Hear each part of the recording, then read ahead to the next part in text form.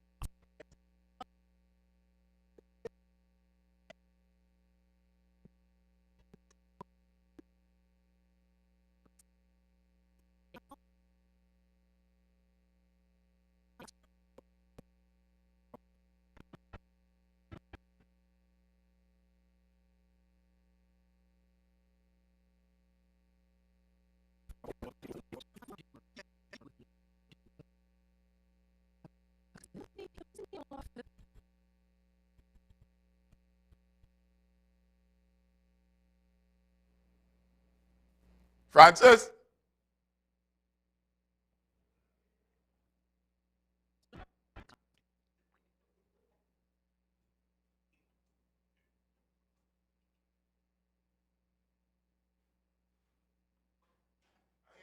Right. Yeah, and you know they pull the ad with my thing, eh? So they can run it, eh? Yeah. All right, good.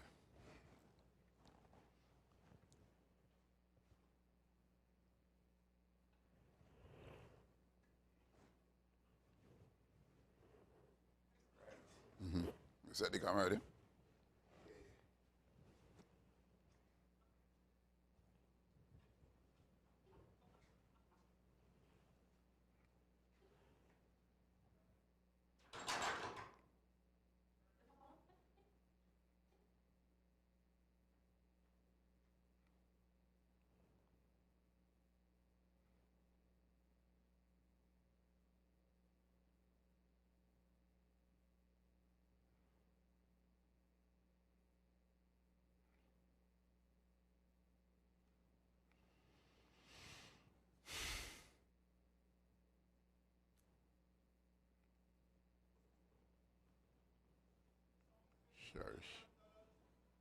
Cherish Batiste.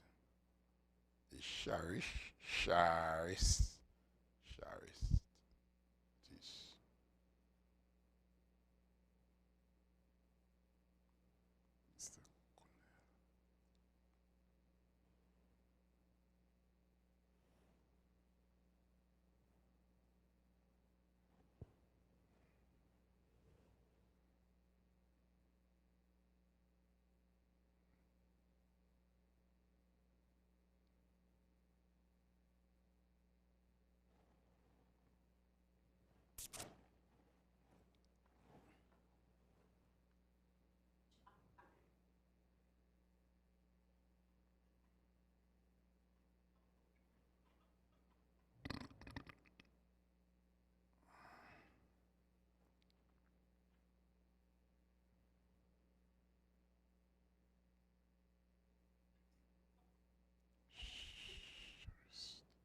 Sharist.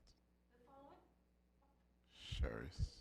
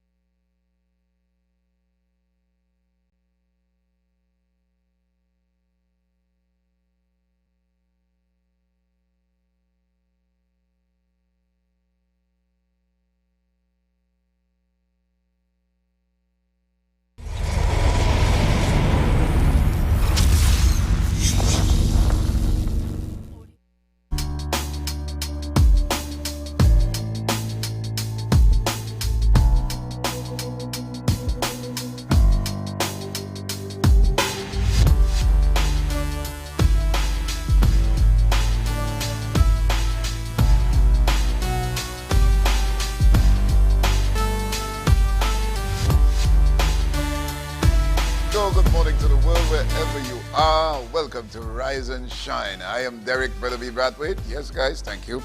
I am, the music, of course. Hey, you know what music I want to hear? Around this time, I want to hear Daisy, right? To get into the energy and the spirit of Christmas, because we can miss all of this, given the season that we're in, the political season and so on. So my thing is to hear Daisy, smell some varnish, and eat pork. Yeah, that is how I just enjoy Christmas. But anyway, you're up your life. Don't take that for granted. As I said, welcome to Rise and Shine. And of course, hey, give God thanks for life, the fact that you're in the land of the living.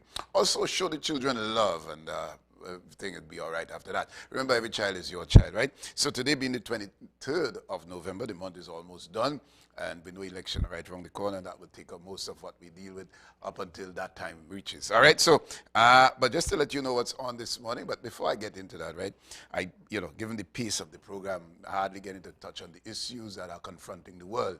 And obviously, there is a spike, and according to the Minister of Health, we are facing another wave. So this would have been the third or fourth wave, not keeping tabs on how many waves we've had. However, we just got to be cautious. The government said they cannot afford another shutdown, and so we just have to, quote unquote, live with this disease. Also, you're hearing that people over 60 are to get a booster shot or another shot of the vaccine.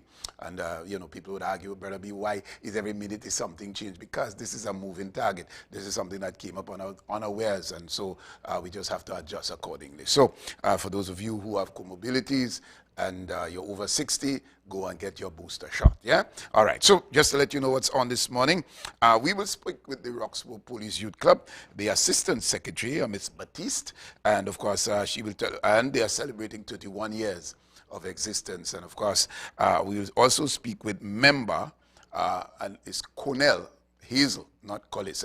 So that's that's the name I have here, Cornell. And of course, he's a committee member. And we'll speak about their plans for their celebration for 31 years of existence. Let's give them a round of applause, doing a fantastic job under the stewardship of Collis Hazel. Yeah, Inspector Collis Hazel, I think he has advanced in the service, so pardon me.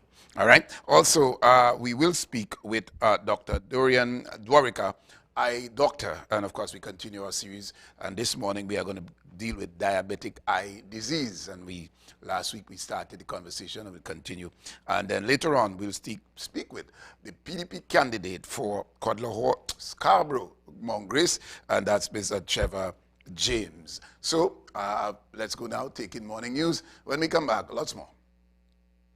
After the Channel 5 News broke the story about Tobagonians who fell victim to the international scam with the acronym IDA, police are saying prisoners are using the current political climate to swindle money from unsuspecting Tobagonians. TTPS's acting inspector Alicia Piggott revealed that this was the case on the Rise and Shine morning program. There are two persons who I know would have lost monies on a different scam. And the persons are using political parties' names. And they are using the political leaders' names. Wow. At least one person fell victim to the same scam more than once. The person, after they send the monies to the person's phone, the person says a call came back again, stating about the changing of US currency. What? And then the person would have handed over thousands of dollars to someone representing a political party. The victim did not request a receipt, and the person who collected cannot be found.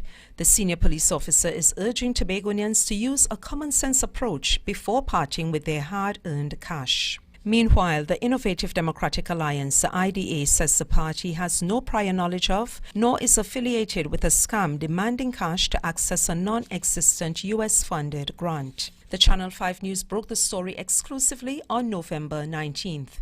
The international scammers are using the acronym IDA, making gullible people believe they are affiliated with the Innovative Democratic Alliance, the political entity registered in Trinidad and Tobago to fight the Tobago House of Assembly's elections 2021. The IDA says the party prides itself on being trustworthy, transparent, and accountable to the people. The party is advising the public to be careful of falling for schemes. Two men, a 40-year-old from Kumuto, Trinidad, and a 23-year-old from Arnisville Road, Lakoto, are now dead following two separate vehicular accidents on Tobago's roads in the past 48 hours. According to a police report, the 40-year-old man was driving an Alaskan cement truck, registration TCW 8420, on the Windward Road Speyside when his vehicle overturned. He was pinned under the vehicle and subsequently died. On Sunday evening around 10:40 p.m., Ronell Campbell, a 23-year-old of Arnisville Road, Lakoto, was driving his motor vehicle, registration number PCL 911, a black Mitsubishi Lancer, south along Orkinskio Road, Carnby, in the vicinity of Jenny's Bar, when he attempted to negotiate a left-hand bend. He lost control of the vehicle and collided with a TNTEC pole and a wall on the western side of the roadway. The district medical officer, Dr. Okali, pronounced the 23-year-old dead and his body removed to the Scarborough General Hospital mortuary for an autopsy. Tobago police continue investigations into both accidents. A businessman of Belmont Road, Mason Hall, appeared in virtual court on 3 charges.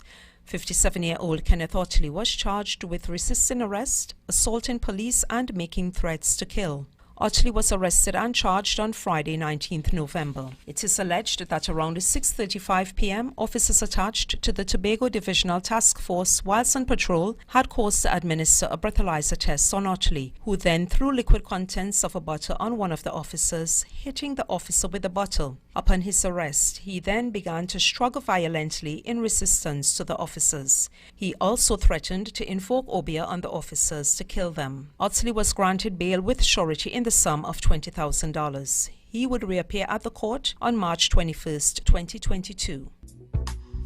And now to weather. Today, partly cloudy to cloudy conditions with periods of light to moderate showers. There is also a low chance of 1 or 2 heavy showers or an isolated thunderstorm. Conditions will settle by nighttime despite a few lingering showers. Today's temperature should reach a maximum of 31 degrees Celsius and fall to 24 degrees Celsius. And welcome back. Well, not welcome back. We now go to Tobago Notes. When we come back, lots more for you.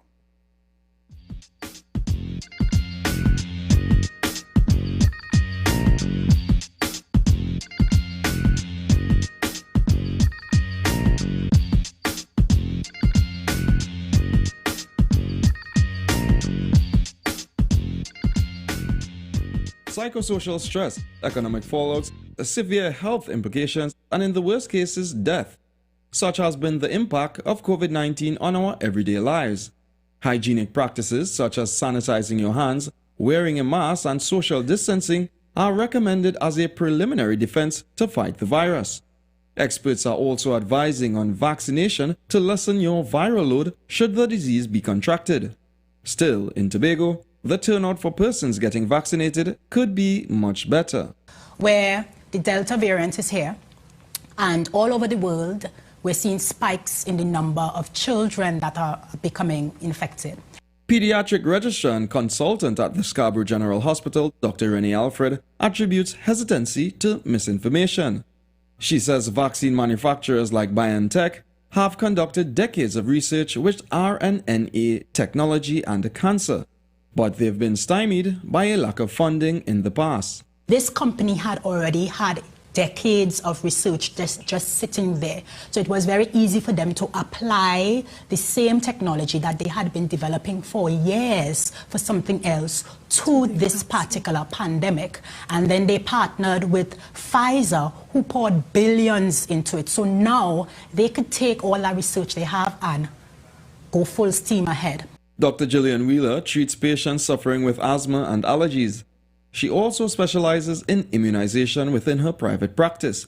She reports that there have been cases of perfectly healthy persons and children succumbing to COVID. I had persons telling me that they're taking care of themselves, they're taking precautions, so they don't think that they need to have the vaccine at this time. But you don't know really until you have it how COVID will affect you.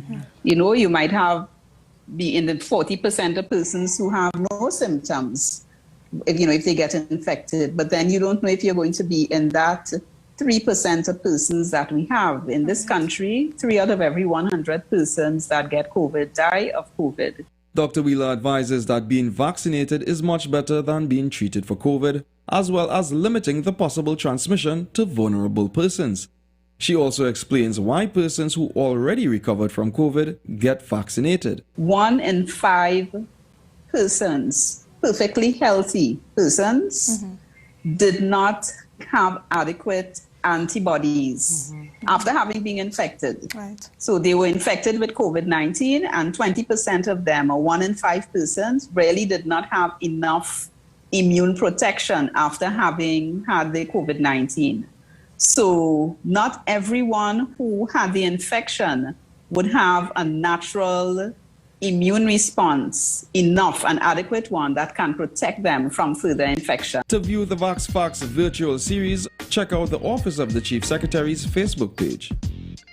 That was a production of the Department of Information, Office of the Chief Secretary, Tobago House of Assembly.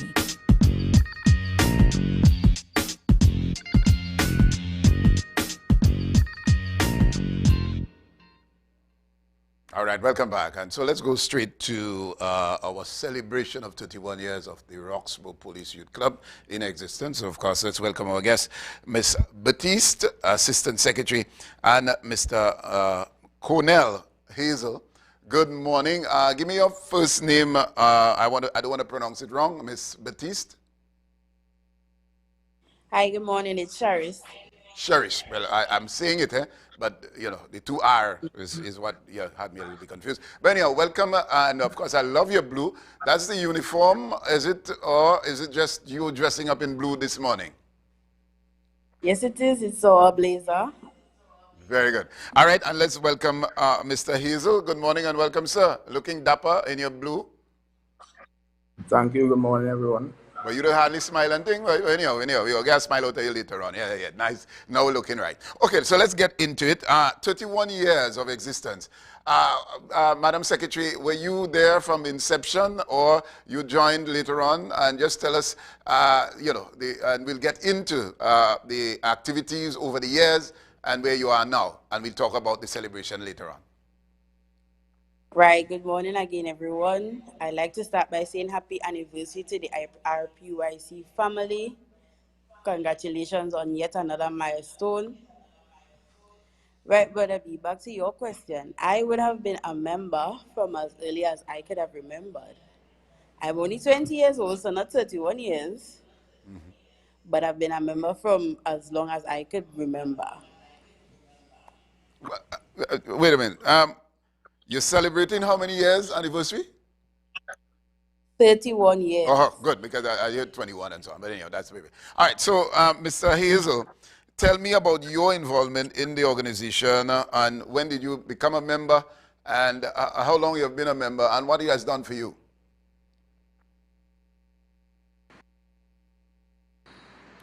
Well, I've been in the Roxborough Police Youth Club for close to 17 years. It has helped me to develop into a fine young man, meaning that it helped me holistically to develop myself. I'm involved in PAN, also the captain of the PAN orchestra, as well as the drumming group. And I also partake in drumming activities. All right, so Ms. Batiste, tell me about some of the activities noteworthy that would have put this police youth club on the map as being the longest existing, been consistent, and I can tell you some of them, but I want you as secretary to remind us as to some of the achievement that you would have accomplished over the years. Right, Brother B, I can certainly note a few, but there are many, many, many activities that we would have participated over in the years. So we have dancing, we have a dance company, our steel orchestra, our drumming group. We also have biannual youth exchange activities, just to name a few. All right, and you all traveled internationally. You have been one of the staple, one of the fixture performing group at the New York Tobago Day over the years. And so tell us a little bit about travels over the years that the group would have gone to the varying countries. I know New York. I've been there when the Police Youth Club has been, so I know about the Tobago Day activities that you annually will travel to. But tell us about other countries that you have been. Right, we have been to many Caribbean countries. I have been to Grenada with the group as well as Antigua and Barbuda. I know we went to St. Vincent as well. And well, of course, the United States of America. All right, and some of the, and there are other police youth clubs that are existing in Tobago, however, Trinidad and Tobago. However, the Roxborough Police Youth Club is the envy of all police youth clubs. Tell us about linkages and collaborations that you may have done in the past. And well, get from a cultural aspect, given that Mr. Hazel there is a panis and so on. But I'm asking both of you, but I'm starting with you, Madam Secretary, as to collaborations that you would have done throughout the years with other police youth clubs. Right, we would have collaborated with several youth clubs, as you mentioned. I could particularly remember collaborating with Plymouth Police Youth Club. There was a cultural dance get-together in Trinidad, and we had to put together a piece with them. Not limiting to that, we would have had different, when we have our sports and family day, we have invited other police youth clubs in the past to partake in our march past and all the other activities we have. Yes, thank you. Yeah. All right. So, Mr. Hazel, you as well, could I engage you with the cultural exchange, as it were, given that you are the leader or the head of the steel pan of the Police Youth Club Roxborough? If that's not what you said, then you'll correct me. However, other activities and collaborations with other police youth clubs as far as the arts are concerned, yeah. Well, in terms of performing arts, we have also been in collaboration with other youth groups ranging from Trinidad to Tobago. We engaged in terms of sport. We host a night football competition in which police youth clubs ranging from as far as Plymouth straight up to Charville take part in our sporting activities, as well as any other projects that we have, such as Operation Raw, which was Remove All Waste. All the police youth clubs came together and helped us to clean up the shore. Great. All right, so let's talk celebration, 21 years of existence. The last time I was supposed to be invited to a ball that they had. I don't know what happened to the invitation and so on. But tell me about your celebration this year. And no gathering really, except plans that, well, share with us what are the plans to celebrate or to mark this 31 years of existence. Madam Yes, well, this year, known to the current pandemic, we have to crank right down on our celebrations because, listen, we would have had a big bang, but we definitely have to minimize our celebrations. So today at 6 p.m., we will be having our virtual celebration. We put together a program just as normal, but it will be virtual, so people can view from the comfort of their homes. It will be streamed on Zoom. The link is on our page, and it will also be streamed on our Facebook Live. We also have a memory wall. It would be placed on the compound for any member, past or present, to sign the date that they started, a memory, you name it. They could take pictures with it, and we also are restoring our wall of fame, where we are adding persons that would have achieved different milestones during the course of this year and years previous to now. Yes. All right, Mr. Hazel, clearly what we are seeing here is, and we can talk about people who would have emerged, prominent citizens, Ayanna Webster-Roy, in the politics, Miss Stewart, what's her name? Anyway, she's now the candidate, PNM candidate for Argyle Roxborough. Nadine Stewart, and others who would have come out of this organization headed by well, pardon me, sir, but I know your rank, you have climbed the rank, but I will just call you Inspector Collis Hazel. And just tell us about the influence he has had on young people like yourself and others, and maybe you, Ms. Batiste, will testify as well as to the influence and the impact person of Mr. Hazel would have, imparted on young people. Right, I could definitely speak to that. The club, this initiative started as an anti-crime initiative to assist the youths with co-curricular activities and you name it, to basically get the youth off the streets and be more productive. And I could vouch and say that over the years, that initiative has definitely been that and more for the youths of Roxborough and environs. I wouldn't even limit it to Roxborough because we have members that are living in Charlottesville, Plymouth, Goodwood, you name it. And when you come here, you come to get an experience that you would not get, I don't want to boast, but elsewhere. Because you come here, you learn time management, money management. You get more brave because if I look back, I wouldn't take myself and put myself in an interview this morning, but during the years you get brave, and that's a thing that Mr. Hazel he does. We might not even see it in ourselves, but you push us forward. You go here, I see you there, and you put us in a workshop for tomorrow.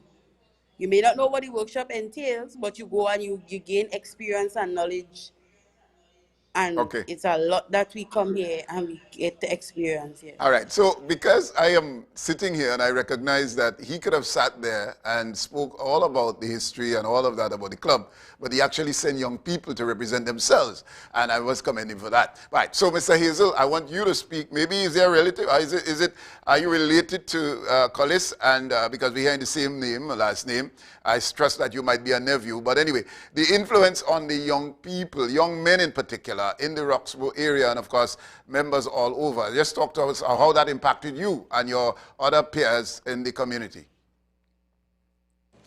Well, coming from a community of Roxborough in which youths often fall victim to all criminal demeanor, the Roxborough Police Youth Club and the influence of Mr. Hazel has really shaped Roxborough and its environs, even stretching to some places far on the western side of the island.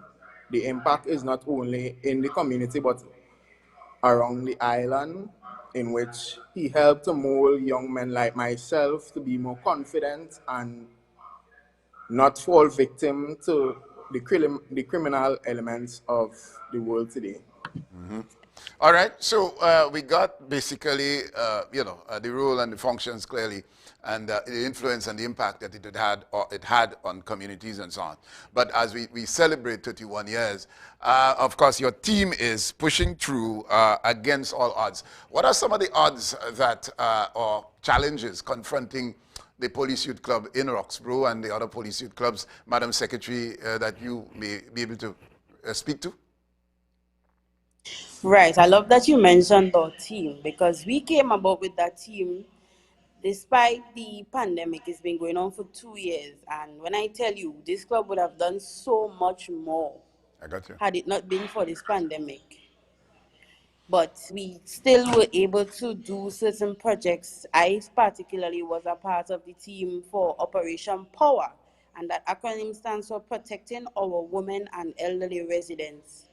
Because we noticed due to the pandemic, there was a spike in domestic violence towards young women and elderly, not neglecting the men, but the rise were towards females and the elderly. So we had training here to enable us to be able to know how to deal with the elderly.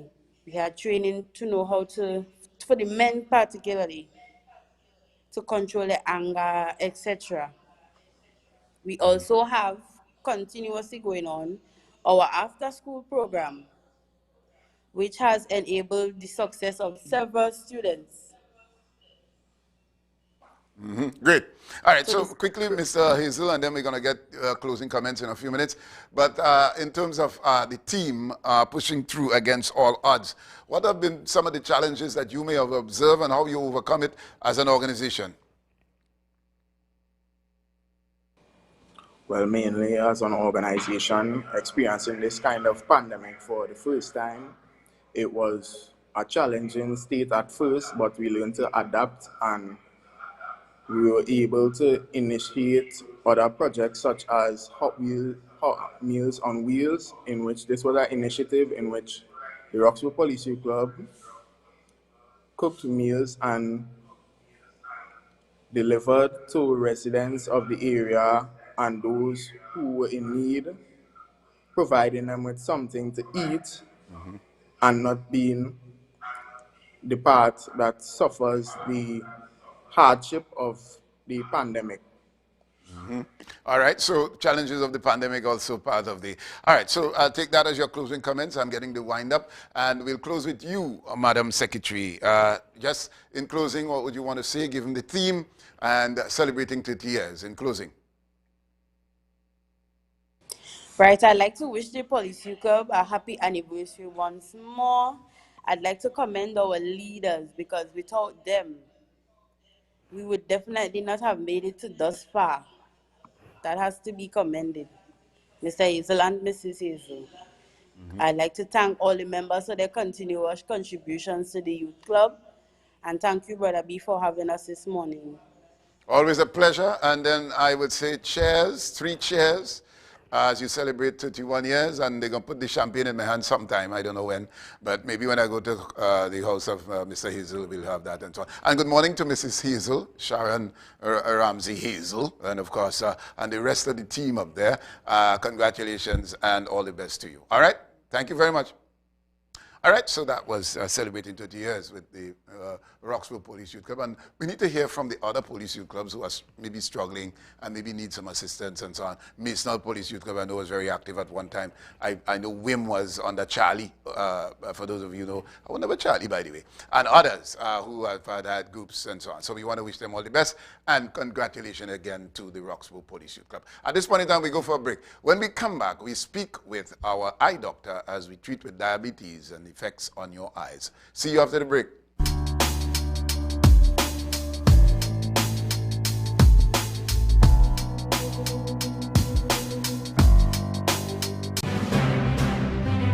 The people, the personalities, the candidates, the results. Keep viewing Tobago Channel 5 as we bring to you all the results and reactions from the party headquarters on election night, December 6, 2021 from 6 p.m. Stay with the election leader, Tobago Channel 5 for THA Elections 2021-2022.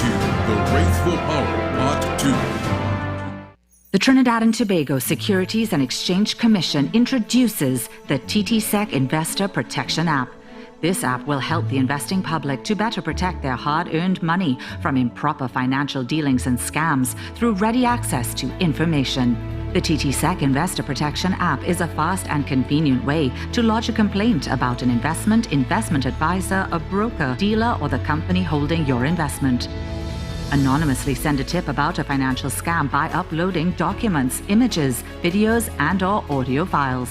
Review the TTSEC's approved listing of securities and investments, broker dealers, and investment advisors. Receive daily news and alerts on potential risks, all with the assistance of our Investor Bot, who will guide you along the way. The TTSEC Investor Protection App, reaching you wherever you are. You invest, we protect, everyone benefits. Available now in Google Play and Apple stores. Download today. Before you choose a life of crime, know that the citizens of Trinidad and Tobago are fed up of you. More than 22,000 have already provided anonymous tips to Crime Stoppers, leading to countless arrests and convictions. You will never know who they are, but with Crime Stoppers' anonymous tipster system, everyone will soon know you. Call Crime Stoppers anonymously at 800 TIPS today.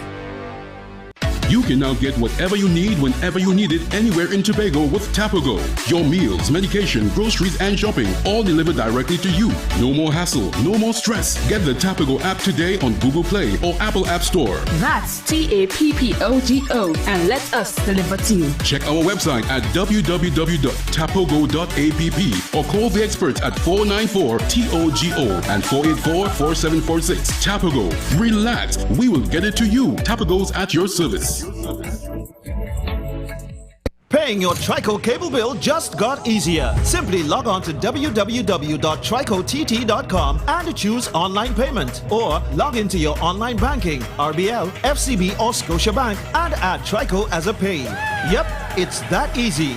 No stress, no more hassle, no more long lines. Just pure relaxation and social distancing from the comfort of your space. For more information, contact 639-4457 or log on to www.tricott.com. Trico Industries Limited. We are here for you.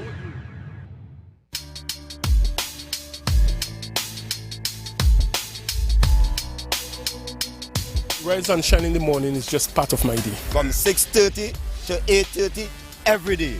Foreign man says so. It informs me of what happens in Tobago. I find it to be so informative. Every aspect of Tobago affairs is being discussed there. So I will continue to look at Rise and Shine. That's my thing. Monday to Friday, 6:30 a.m. to 8:30 a.m. I love Rise and Shine. The following is a paid political announcement. Hi, I'm Wilson Joe, and I'm holding my hands here. Some avocado.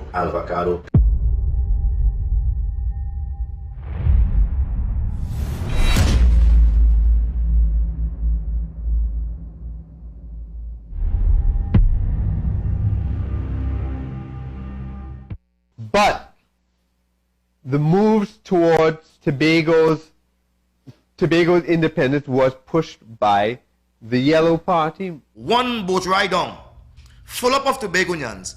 We come down to negotiate our departure from Trinidad. What happens? The Constitution dissolves. There's no longer Trinidad and Tobago. There's Trinidad by itself, Tobago by itself.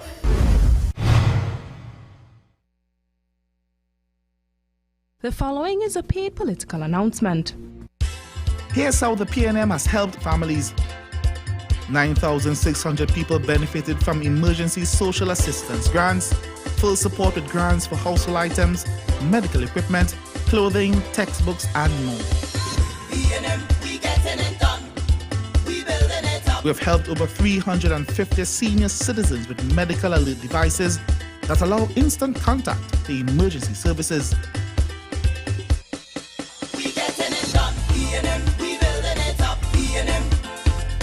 500 people benefited from free vision screening island-wide at absolutely no cost. We getting it done. We building it up. PNM. 10,000 people benefited from our food card program. Those with income challenges due to the pandemic and the increase in food prices.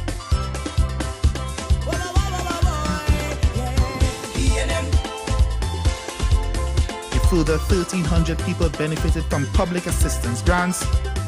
We were brother's keeper, giving a hand to those unable to work. We getting it done. PNM, we building it up. PNM. 500 people benefited from rent relief grants, keeping a roof over the heads of those unable to meet their rental payments. We getting it done. PNM, we building it up. PNM. The PNM is helping you out with public and social assistance, medical devices, salary and rent relief, food cards, and more. On December 6th, vote PNM. PNM. The proceeding was a paid political announcement. The people, the personalities, the candidates, the results. Keep viewing Tobago Channel 5 as we bring to you all the results and reactions from the party headquarters on election night, December 6, 2021 from 6 p.m. Stay with the election leader, Tobago Channel 5 for THA Elections 2021-2022, The Race for Power, Part 2. At Trinidad and Tobago Ophthalmics, some of our services include cataract operations with normal and premium lenses, treatment for glaucoma, medical and surgical diabetic eye diseases, including bleeding eye trauma as well as retinal problems, age-related macular degeneration and retinal detachment. Please visit us at the Calder Hall Medical Center, Calder Hall, Tobago.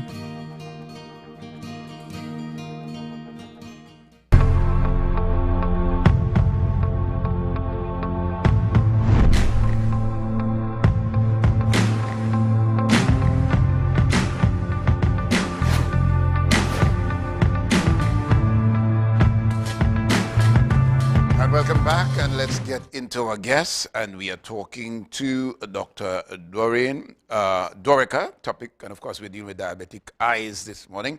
And good morning and welcome, sir.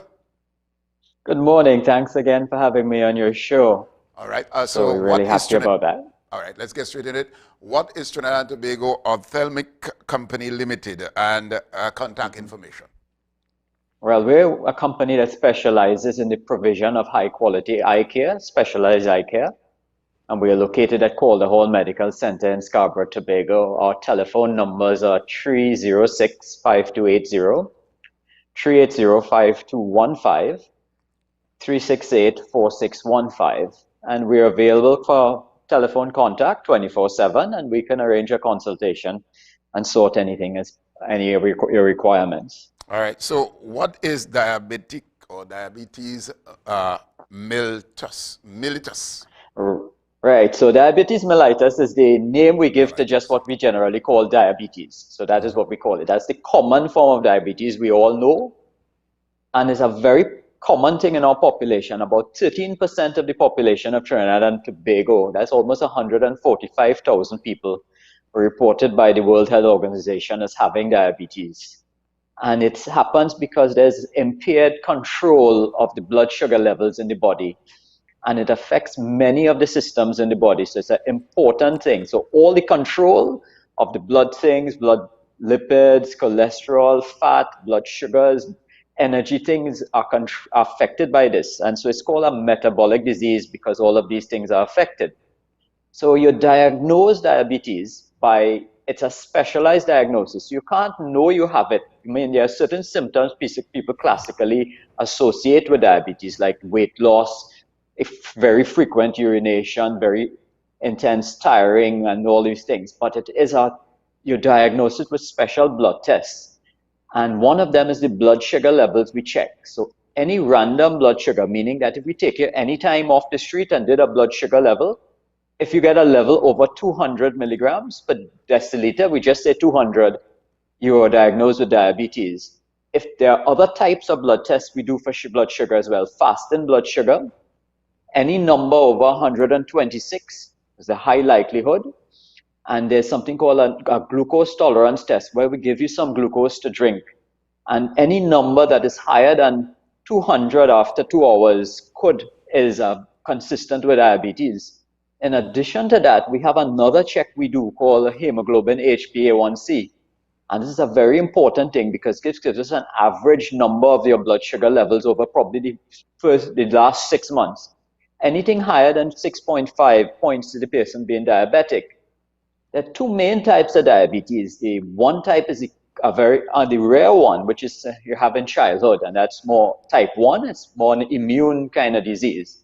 But the common type we have in the country, it's called the adult onset, and it's called type 2, and it's usually because the body is not utilizing the thing called insulin the way it should. So we have enough insulin, but we're not using it. In diabetes, the insulin levels are crucial because they help control the blood sugar levels. When you have the type 2 diabetes, they have the higher risk of developing, it's a higher family risk. So let us say you have it in the family, you have a higher risk of getting it. So you have to be checked, and the checking takes the form of being vigilant, of course, but having checks, regular blood sugar checks, usually advised every 2 to 3 years if you have a family with diabetes. And this diabetes things affects all the systems in the body. And you've heard about people with diabetic amputations, people who have ulcers, people who get increased heart disease and heart attacks. And then it also causes kidney failure and death from that. And another thing it causes is sight loss and at different stages of sight loss. All right, well, the next question was, does diabetes affect the eyes and cause sight loss? Yep, so definitely, and we come on to that. And this is a devastating complication, like the kidney problem, like the heart attacks. People can go permanently blind because of diabetes effects on the eye. Initially, when one has the early stages of diabetes now coming on and you don't know, if a patient's blood sugars can go very high, and that can cause a temporary blurring of your vision because the blood sugar causes the lens in the eye to swell. And when that happens, they notice a bit of blur and they say, look, I'm not seeing as clear as possible. Probably my glasses needs to change. And this is why when we go to glasses, people to check and we say we have a blurring, they always check your blood sugar before you do the eye test because you can have a blood sugar high level causing it. With time, that is the earlier thing. Now, once that is controlled, that will settle down within a month, once the blood sugar is controlled. But there's some diabetic problems that now persist. And with time, everybody with diabetes will get some amount of damage. But the degree of damage will depend on how you will control the blood sugar. The changes occur with time, and they could affect the center of the eye, and it causes something called swelling, which could cause decreased vision. With time, they could speed up things called cataracts, and that could cause your vision to go down. Then actual bleeding can happen inside the eye. Fresh blood can go in, which will block your vision. But and fresh blood could also cause things called scarring, which scars up the inside of the eye. And the inside of the eye has a delicate lining called the retina, which is like a butterfly wing. And if that gets scarred up, your vision permanently goes. So with this, it could cause a problem. And then the last thing it could cause is high pressures in the eye that could blind you overnight. So diabetes could cause all sorts of damage in things. All right. How does one prevent diabetes from causing sight loss? Is it regular checkups? That is very important. So the most important thing there is your regular checkups. But not only regular checkups by the eye professional, you need your regular checkup by your medical expert. You cannot treat diabetes on your own. It requires very specialized care, which you get from your medical doctor. And the medical doctor diagnoses the treatment, the condition, by the blood sugars and so on, and forms a treatment plan. And that treatment plan you should adhere to. Now, the treatment plan will be continuously fixed to change to suit your situation. So you need a regular follow-up with your medical doctor and the team. So you will have proper diet control, blood sugar monitoring. They'll teach you how to monitor your blood sugar. Remember, the important thing is blood sugar, not urine sugar. But blood sugar has to be checked. And they teach you the proper use of medication, diet, and exercise, which are very important. The other things you need to have will be your checks for your kidney function, your liver function, the levels of cholesterol and blood lipids. And then the eye examination, the routine examination to ensure that no damage starts to happen. And when we pick up any damage, then we intervene. Okay, so we'll go for the break. When we come back, we continue our conversation. Stay where you are, Doc.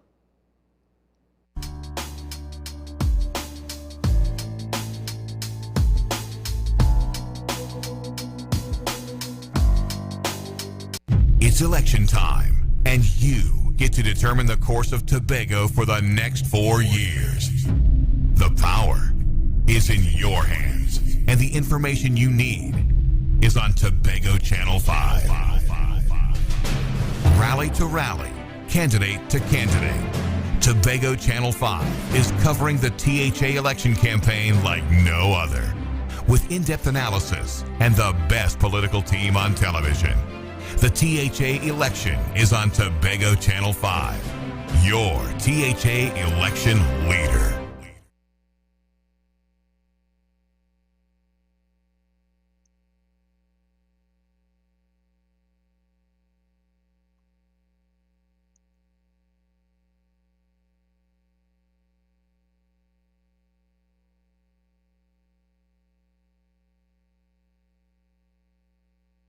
Satisfy your taste buds at Judith Cuisine. Enjoy delicious grilled and rotisserie dishes, salads, and delectable soups on Saturdays. Open from 6:30 a.m. for breakfast. Judith Cuisine, corner of Main and Backlet Street, Scarborough, 631-8542.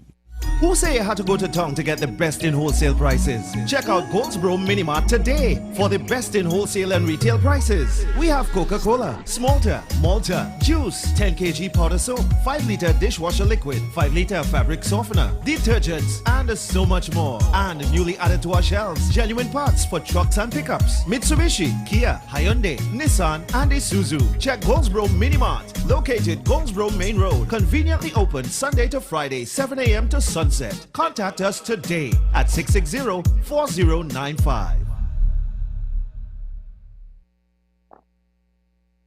The following is a paid political announcement. That I will ensure under my leadership that we have 10 scholarships on a yearly basis so that our young people can be trained in the subjects or specialized in the areas for which we are lacking, and more so in the areas that we want to build out in Tobago. Being the secretary in the Division of Health, Wellness and Family Development, we're struggling to open the Roxborough Hospital. We can find nurses, we can find cleaners, we can find wards made, but we cannot find specialist medical officers. And so we need people who are specialized in pediatrics. We need people who are specialized in accident and emergency. We need people who are specialized in gynecological care. And that is why we will ensure that we create 10 scholarships for persons not only specializing, but in other areas as well. And the other area will include environmental management and engineering, because the world over is moving to green technology and to green energy, and Tobago must not be left behind. On December 6th, take no chance. Protect your future. Vote PNM. Great is the PNM. The proceeding was a paid political announcement. The people, the personalities, the candidates, the results. Keep viewing Tobago Channel 5 as we bring to you all the results and reactions from the party headquarters on election night, December 6, 2021 from 6 p.m. Stay with the election leader, Tobago Channel 5 for THA Elections 2021-2022, The Race for Power, Part 2. At Trinidad and Tobago Ophthalmics, some of our services include cataract operations with normal and premium lenses, treatment for glaucoma, medical and surgical diabetic eye diseases, including bleeding eye trauma as well as retinal problems, age-related macular degeneration and retinal detachment. Please visit us at the Calder Hall Medical Center, Calder Hall, Tobago.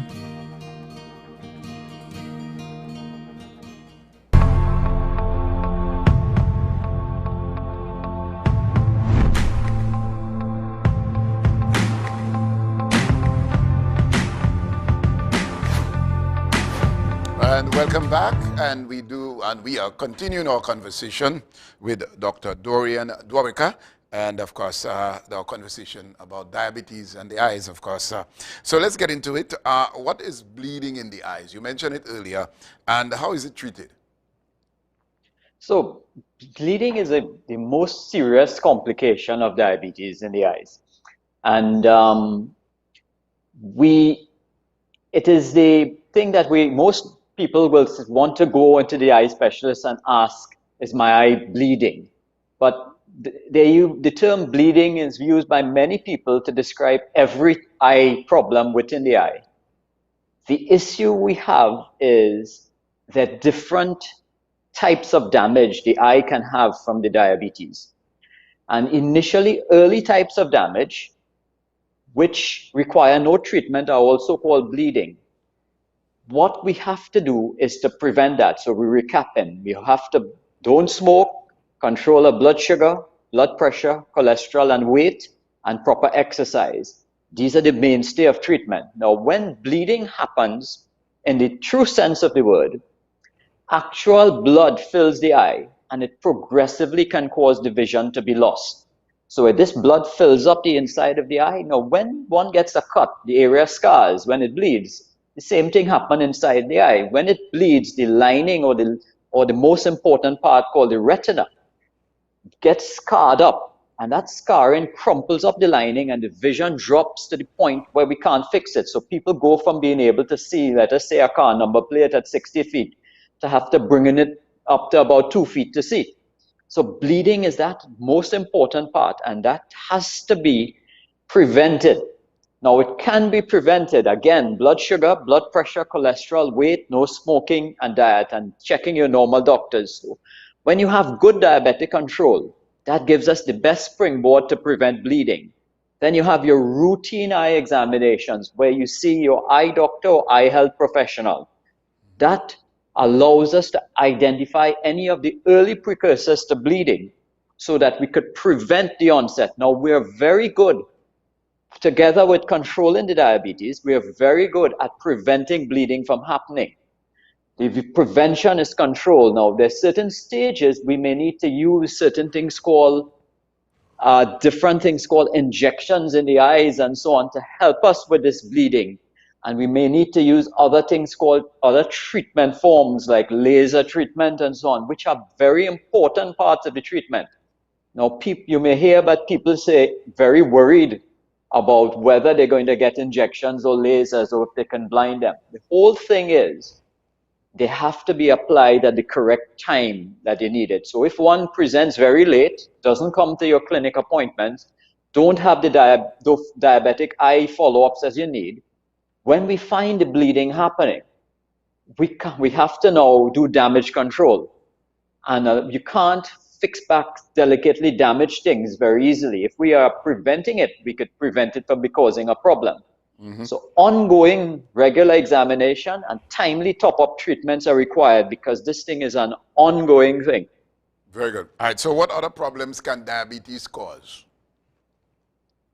So the diabetes could cause many other problems that we discussed before. We said there was kidney problems, heart disease. Diabetes causes up to about 11% to 14% of the deaths in the country every year. And when it contributes to heart disease, that's almost 32% of the deaths in the country. You have amputation we might need to get kidney problems and so on. But the other eye problems that it can cause, well, remember we told you the diabetes, when it starts to damage the most important part of the eye, that's called the retina. We call that retinopathy. And when you go to see your eye doctor, what they do, they examine fully. They do your vision check, your pressure check, dilate your eyes so we could see the inside, make sure there's no bleeding, make sure there's no cataract we don't need to fix, and then look for early diabetic damage. And one form of diabetic damage is called swelling of the back of the eye. And when there's swelling happening, it can cause vision loss in the future. So you don't like swelling in the eyes from the diabetes at all. And for that, we use special pictures from a test called an OCT machine that could measure the exact amount of swelling. And we may need some injections into the eye using things called like Avastin, Lucentis, and Eylea, which are special medicines we put in, which decrease the swelling, and they also prevent bleeding from happening. So this is what other things can happen. The other thing that the diabetes can do is speed up cataract formation. So you find that many people who have diabetes, their cataract starts to act up in addition to the bleeding problems and the swelling things. So they will need cataract surgery too. And finally, when you have scarring at the back of the eye from the diabetes, remember we said scarring can occur from diabetes. Mm-hmm. This scarring might need specialized treatment, which we call big operations in the eye, where although we could do the operations very well, because this is our specialty, the outcomes are not as good as prevention. So this is a very, very crucial thing, the prevention aspect and the aspect like that where we prevent the problems from happening. Very good. All right, so just to recap, as far as control diabetes, regular examination, etc., and of course our numbers, contact, and just give us the information. Right, so the most important thing is you diagnosing the diabetic condition and being treated by your medical doctor regularly. The other thing, you can't substitute that care. So you need strict control of blood sugar, your blood sugar levels, and you need to have your HbA1c, that's the long-term check of the blood sugar levels done. Blood pressure should be low, 120/80 usually. Cholesterol has to be well controlled. Weight, quit smoking, exercise is important. Routine eye examinations are the treatment of choice. We'll do your eye testing, glasses checking. We'll make sure there's no cataract formation that needs treatment, and we treat for bleeding in the eye to prevent it from bleeding and to prevent it from scarring up. So these are important, and we need prompt treatment for that. And your eye doctor is essential in that, and your normal medical doctor, the whole of the team.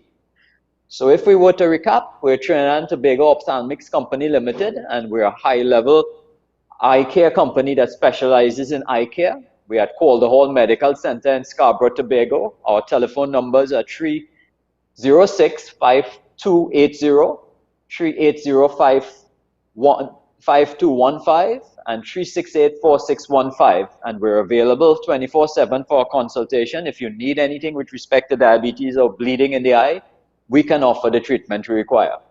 Okay. All right. Well, thank you, Dr. Dwarika. And of course, thank you for all the information. And we are better off where our eyes are concerned. And I, too, have to come and see you, given that my eye examination is due. Yes? So yes. I'll see you sometime. All right? Good. Thank you very much for being an issue. Yes, of course. Yeah. So eye care is very, very important. And maintain. You hear you talk about exercise. Of course, yesterday I had to make my quick run down to Leketo. Didn't reach quite down by the bridge. But anyway, by the way, that bridge needs repairing, Audio. Yeah, so all the fixing road and thing. But that bridge, that Leketo bridge, Misnall connector there, that needs some kind of, I don't know, expanding. And crossing it there yesterday, and I'm saying, this one fixing, right? But anyway, all right, so let's go for the break. When we come back, our conversation will be held with Mr. Trevor James, PDP candidate for Scarborough Mount Grace. See you after the break.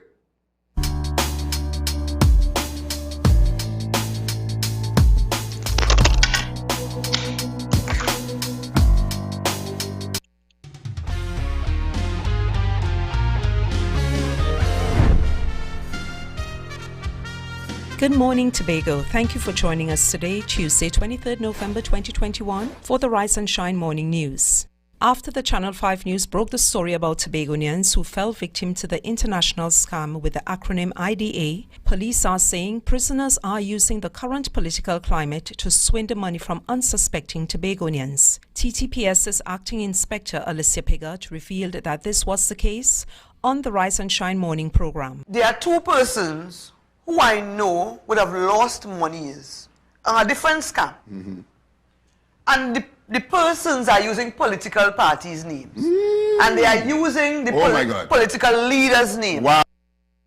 At least one person fell victim to the same scam more than once. The person, after they send the monies to the person's phone, the person says a call came back again, stating about the changing of US currency. What? And then the person would have handed over thousands of dollars to someone representing a political party. The victim did not request a receipt and the person who collected cannot be found. The senior police officer is urging Tobagonians to use a common sense approach before parting with their hard-earned cash. Meanwhile, the Innovative Democratic Alliance, the IDA, says the party has no prior knowledge of, nor is affiliated with a scam demanding cash to access a non-existent US-funded grant. The Channel 5 News broke the story exclusively on November 19th. The international scammers are using the acronym IDA, making gullible people believe they are affiliated with the Innovative Democratic Alliance, the political entity registered in Trinidad and Tobago to fight the Tobago House of Assembly's elections 2021. The IDA says the party prides itself on being trustworthy, transparent, and accountable to the people. The party is advising the public to be careful of falling for schemes. Two men, a 40-year-old from Kumuto, Trinidad, and a 23-year-old from Arnisville Road, Lakoto, are now dead following two separate vehicular accidents on Tobago's roads in the past 48 hours. According to a police report, the 40-year-old man was driving an Alaskan cement truck, registration TCW 8420, on the Windward Road Speyside when his vehicle overturned. He was pinned under the vehicle and subsequently died. On Sunday evening around 10:40 p.m., Ronell Campbell, a 23-year-old of Arnisville Road, Lakoto, was driving his motor vehicle, registration number PCL 911, a black Mitsubishi Lancer, south along Orkinskio Road, Carnby, in the vicinity of Jenny's Bar, when he attempted to negotiate a left-hand bend.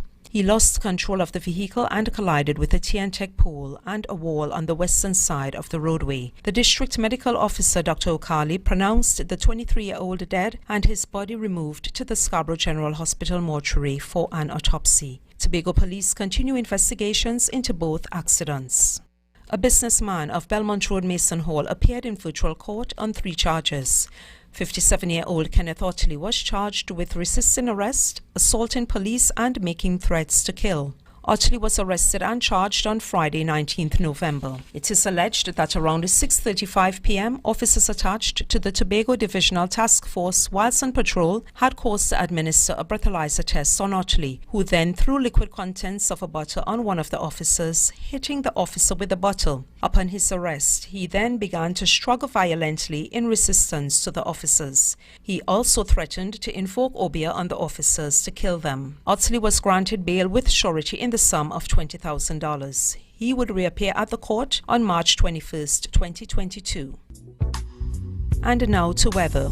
Today, partly cloudy to cloudy conditions with periods of light to moderate showers. There is also a low chance of 1 or 2 heavy showers or an isolated thunderstorm. Conditions will settle by nighttime despite a few lingering showers. Today's temperature should reach a maximum of 31 degrees Celsius and fall to 24 degrees Celsius. Thank you for joining us for the Rise and Shine News. I am Lyndian Parks. Do join us at 6:30 for the full Channel 5 newscast. Enjoy your day.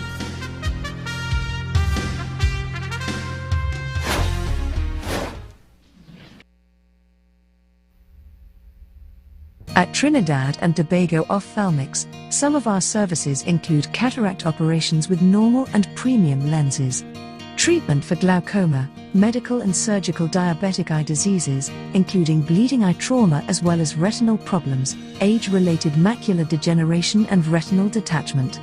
Please visit us at the Calder Hall Medical Center, Calder Hall, Tobago. When you need electronics, find what you want quickly at Ted Electronics. We have tons of brand name items in smartphones, tablets, LCD and smart TVs, headphones and speakers. For the best in electronics, check Ted. Amazing service and the lowest prices guaranteed. Located upstairs Moosehead Plaza, Bethany Road, Tobago. Ted Electronics, your ideal choice for electronics. It's our call. In Tobago we know who we are. It's changing. It's our call. Do we let the actions of a few take it from us, or do we act? Call 800-TIPS or go online at crimestopperstt.com. It's an international system. It works and it's anonymous. It's our call. It's our call. Make it.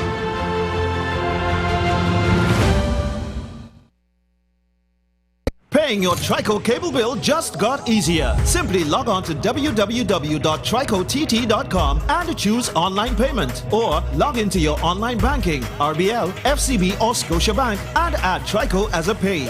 Yep, it's that easy. No stress, no more hassle, no more long lines. Just pure relaxation and social distancing from the comfort of your space. For more information, contact 639-4457 or log on to www.tricott.com. Trico Industries Limited. We are here for you. Be viewing Tobago Channel 5 for the live broadcast of the Tobago Methodist Circuit this Sunday and every Sunday at 9 a.m. as they bring God into our homes.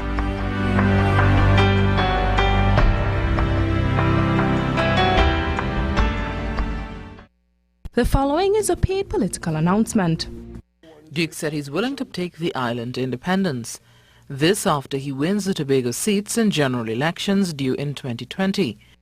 As the political leader of the PDP, to ensure the constitution dissolves. There is no longer Trinidad and Tobago. There is Trinidad by itself, Tobago by itself. So we have the expert here tonight. So we have an independent person. And I want to introduce to you tonight, the viewers, Mr. Stephen Kangal. Well, if you look at Tobago, visualize it on the map, Tobago is almost at the beginning of this Eastern Caribbean concave maritime configuration. This location of Trinidad is what I refer to as an accident of geography. What it does is disadvantages Trinidad. So let for some reason say that let us say for some reason say that Tobago were to go on its own. That boundary will... Let's not say that. Let's just say that we have become a federal state. Yes, we become a federal state, right? I am of the view that for this kind of dividing line between Trinidad and Tobago, But the move towards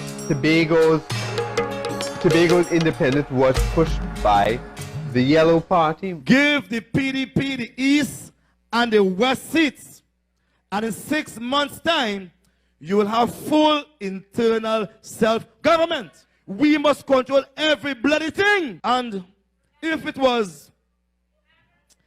wasn't clear to you, let me tell you this. What I'm asking for is secession. Yes.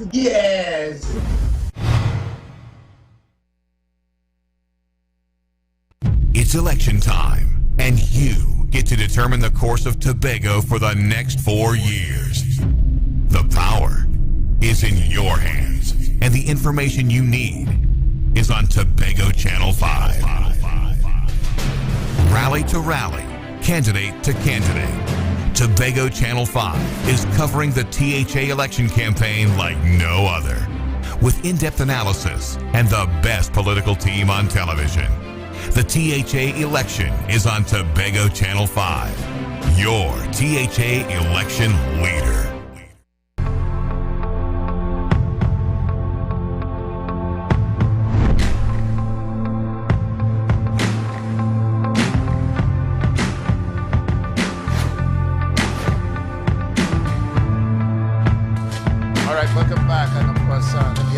Our viewers and supporters on Facebook, Miss Mary Dietz Mitchell, Betty Jagroup, Erica Otley, and of course me and Jean out there. And of course, let's welcome our guest, the PDP candidate for Scarborough Mongrace, Mr. Trevor James. Good morning and welcome, sir. Thank you, Brother V. It's good to be here again. Very good. All right. Very good to be here again. Yes. And let's jump off with your vision for Scarborough. That, they wonder about topics that we will discuss. There's so much to talk about. Of course, returning as the candidate from the last election.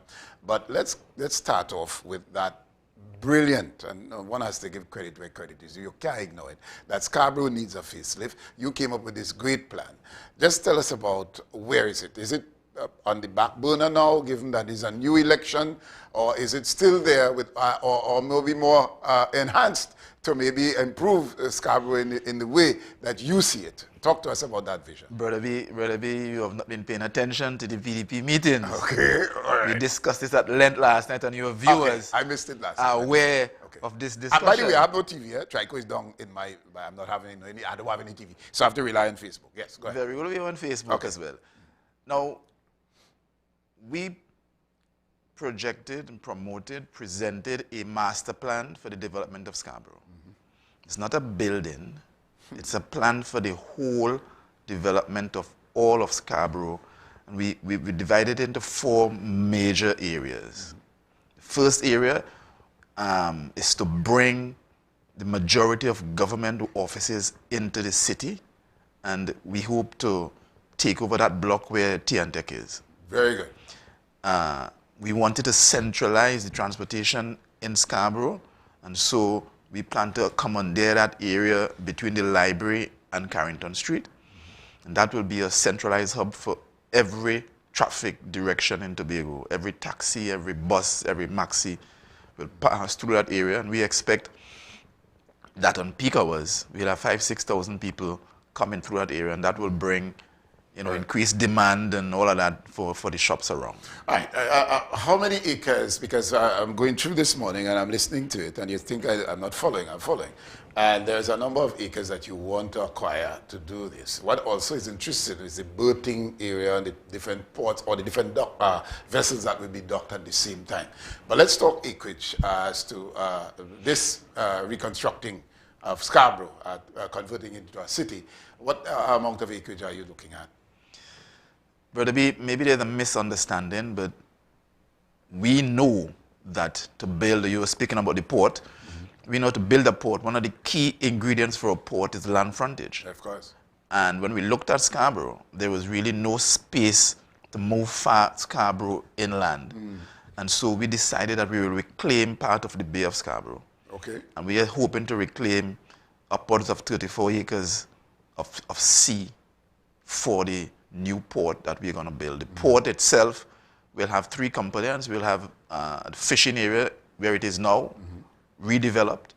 We will have the local docking area for the fast ferries from Trinidad. Hopefully, those ferries will now also go to Grenada and St. Vincent and up the Caribbean. We will have extended docking and berthing areas for cruise ships, and we intend to use part of one of those piers for container arrivals. Very good. Right. There are those who argue and say tongue is already congested, and there's always talk of looking for another part of Tobago to build a city. And some will argue, and I want you to respond to it, that we already congested in Scarborough. How you moving Tiantec and all of them thing there? It was thought about before, but is there any other option? Let's say with Scarborough, maybe given the thought that it is over congested. You might agree as well as you may disagree. Is there any other land space in Tobago that can accommodate a new town or a new city, as you say?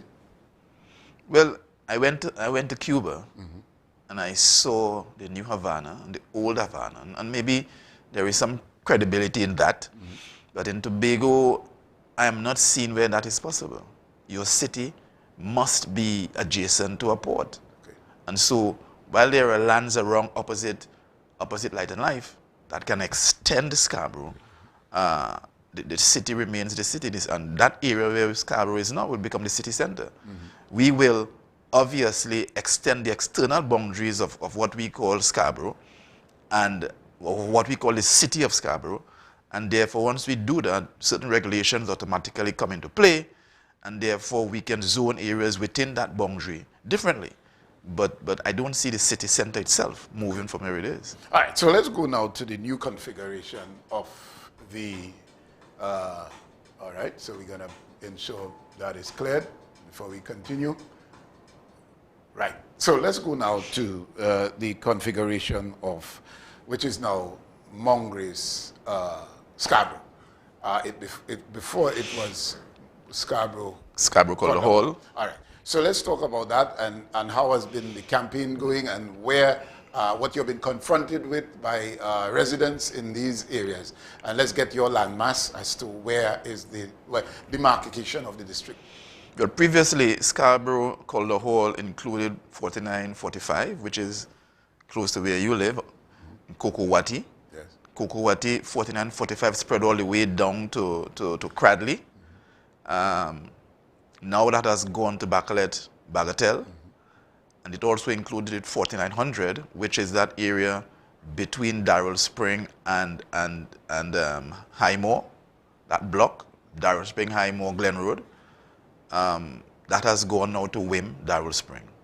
So we are left with 3 polling divisions, and they have added 4906, which is Mongrace, Flats, Providence, Grogo Patch. So that's basically the boundary. The demographics remain the same. The issues remain the same as probably they are throughout Tobago. There is mass unemployment, there is lack of facilities, no infrastructural development, lack of maintenance of public buildings and public areas, the issues are the same. And people are dying, I believe, for a change. Very good. Let's go to one area you mentioned, Google Patch. Since I've been on the radio, the residents in Google Patch have been complaining for electricity supply up there. Most of them have to use generators or solar and so on. Let's talk about what you, and I know the roads and all of those amenities are the top priorities. When rain come down, they call me, but we highlight our problem for winter, please now. What you've been getting in that area, I trust the same. Nothing hasn't changed? Tell me. Well, thankfully, due to the efforts, largely due to the efforts of Mr. Pollard, the Google Patch now has electricity, most of it along the road. Okay. There's some areas to the front of the road that we don't have poles as yet. And there are some areas that lead off from the main street that don't have electricity as yet, but a large part of the road now has electricity. Thanks to Mr. Pollard of the PDP. Since the area became an area that I would be responsible for, I've walked there a few times and I've looked at the road is in total disrepair. There's no drainage, there are gorges in the road. The main artery into Google Patch has a little bridge that needs to be built similar to the one that they're now struggling with in Kokowati. And I tell them, listen, one more rainy season and then it will be fixed. Because some of these things are so easy to fix. It's a wonder that it has taken so long and continues to remain unfixed. All right. Mongrace, what have you been confronted with in Mongrace? Obviously, it's just a community really that, it's between communities. That is, it's there, that Flats is there. We go there for the ground or the playing field, watch sports and so on. But what basically have been challenged or been challenges in those communities that you are confronted with? Well, it's more than just Mount Grace. It is Harmony Hall as well. Again, the issues there are similar to the issues in Calder Hall and in Mount St. George. We have a community where it seems as though it's been abandoned. Nobody is working really. All the young men have no jobs. And there are no jobs in agriculture, no jobs in construction. They're on the street linemen and in the afternoons, nothing to do. The playing area, the pavilion, if you look at it, the grass is 3-4 feet high. Well, not 2-3 feet high. The field, just to cut the field, the field is undulating. Nothing could go on there. Okay. And we don't have, we seem to think that these things are big things and we must give a big contract to somebody to maintain this thing. These things, Tobago, are small, little, minute nothings that should be executed as par for the course, as if it doesn't exist. Okay. Let's talk job creation for youth. The opponent, the leader of the PNM, is saying 3,000 jobs for people in Tobago. Of course, the PDP mantra is that there are too many people employed in the THA. You said not necessarily we need contract. You just mentioned that. But let's talk job creation from your vision in your electoral district, in particular those young fellas in Flats and the environs. The PDP put out a marvelous proposal of allocating $10 million per community, per district. And once that comes to fruition, we propose, and I propose, that every development work, every piece of maintenance work will be carried out by people from the district. Right. No longer will we be issuing contracts now as we're doing willy-nilly all over the place for big contractors to come and do a little small road in Darrell Spring and employ nobody from the district. So we expect that we will create jobs locally within the district. We propose, and I am proposing to dismantle this centralized school feeding program and bring the school feeding program to the district. Okay. And have caterers from the district who will employ people in the district to provide meals for children in the 4 schools that are there. And hopefully we will have them employ people in the district, buy from the supermarkets in the district, have relationship with the farmers in the district, and all of that will fuel a kind of economy I like it. that will create employment opportunities in the district. You get me a little excited there, given what you're talking about, right? And so let's stay there. And now I have said that the community centers is where the office of the area representative is supposed to be. Given your landmass, you're supposed to have and I'm using your example, given what you're talking about, you visit Mongrace at their community, so that's your office. People can meet you on a so-and-so day, and that. I come into how we're managing the money, right? Dal Spring, wherever part of the electoral district, they may be varying communities. Do you agree that the officer, or maybe the officer, the area representative is supposed to be in the community? Thereby, is it, and it's a twofold question. That's one. Two, who is to manage this monies as to give out to the people in the communities, let me say a box drain by whatever capital and this and so on. Let's talk that a little bit, contractor, right? Let's talk that, who is to manage the money, and should the office of the area representative be in the community centers? Well, there's a difference between the community and the community center. Well, the community center. So you are there in the I disagree completely. Okay, tell me why. Public facilities are rightfully the owners, are rightfully the people, not the politician. Right. You cannot put a politician in a community center. Okay. Why? Because that interferes with the functioning of the center. And that is what we see in Calder Hall, where a politician take hold of the keys and decides who goes there, who uses it. The center is the center for the people, and the people must come up with structures of how they manage the assets that the state built for them, not some politician. That's what we see. We see people driving onto the playing field and the playing area in Calder Hall and putting up tents to have political meeting. Those things are wrong. When you are in public office, you don't abuse this situation. There's a guy living in the center in Glen Road for years. Really? Some PNM guy. Living there for years. He's taken ownership of it. And that is what we have to get away. We have to get away from. So I disagree with that completely. Do you agree that the community center concept, village council, and this is what I'm pointing to. That's why I pointed to, shouldn't the area representative have his office there? So it doesn't belong, the key doesn't belong to anybody.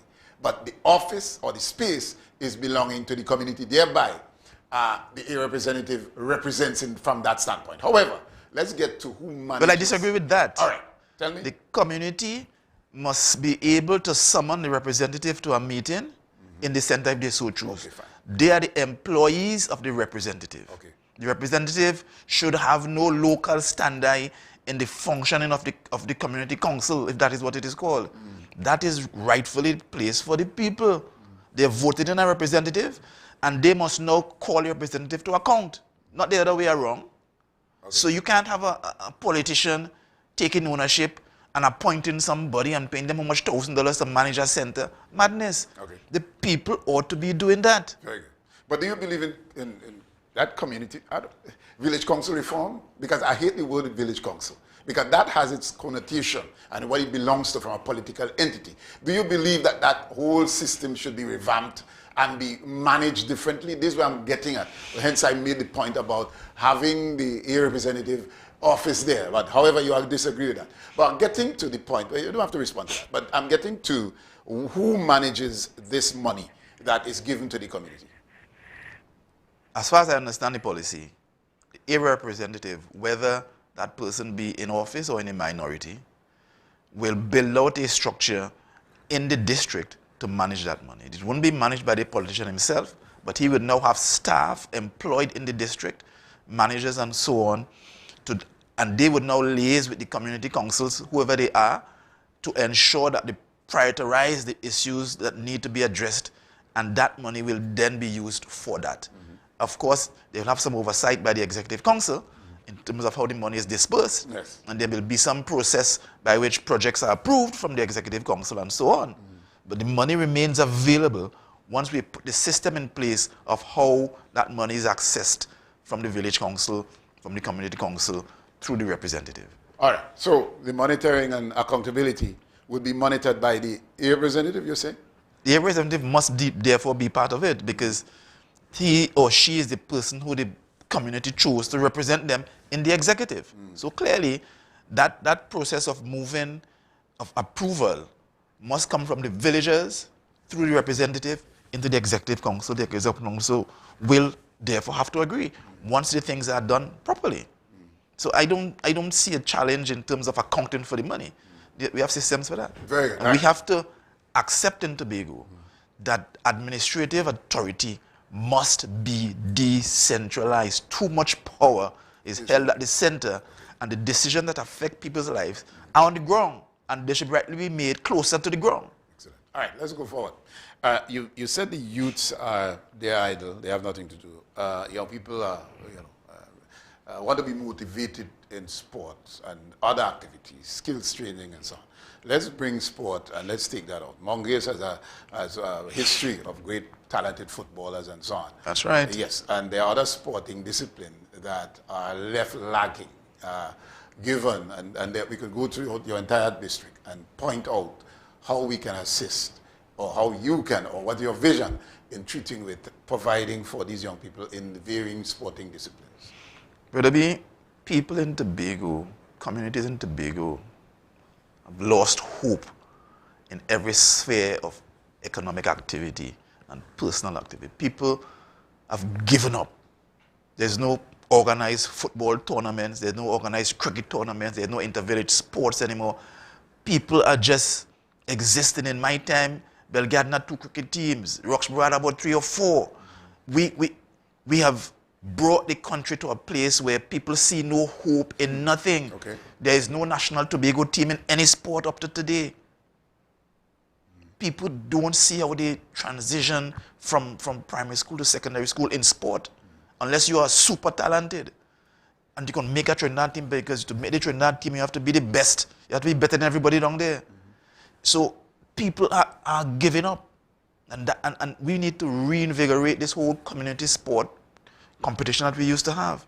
We need to bring competition and therefore people to the various villages to reinvigorate the areas and those public areas to build commerce again. Because you could imagine Mason Hall coming down to play Mongrace and the competition, and how much people will come out, and how much people will be selling on the side, how much money they would make, and the camaraderie that would develop.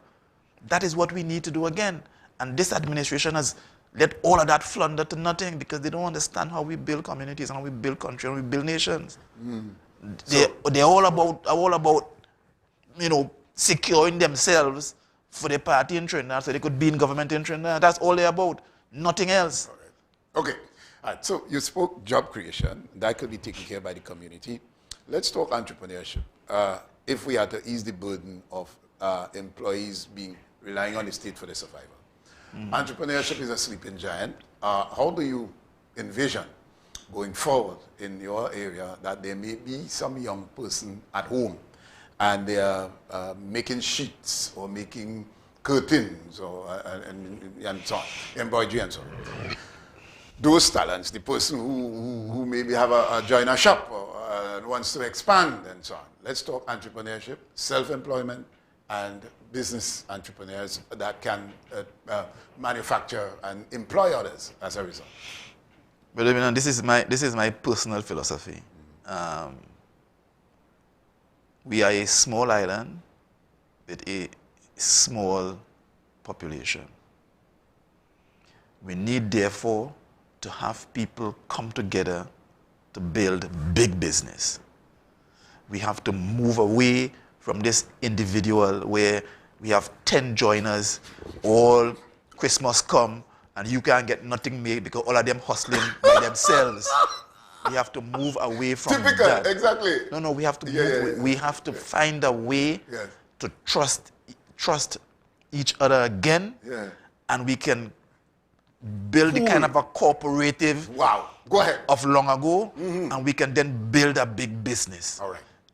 So that is what I would want to encourage people to do. All right. In terms of entrepreneurship. Wait. Don't lose your thought. I want you to stay there, right? So we're talking Cove as a space. Most young or the business people saying it's too expensive. Now, you said a word there that your brother used, Max James, and I said it's the best thing he ever said since you're on television. Returning to the cooperative. You said it, right? And so for one man, it can be expensive in Cove to get a space to do his business. There's, I think, Ryan, what's his name there? He's doing that, right?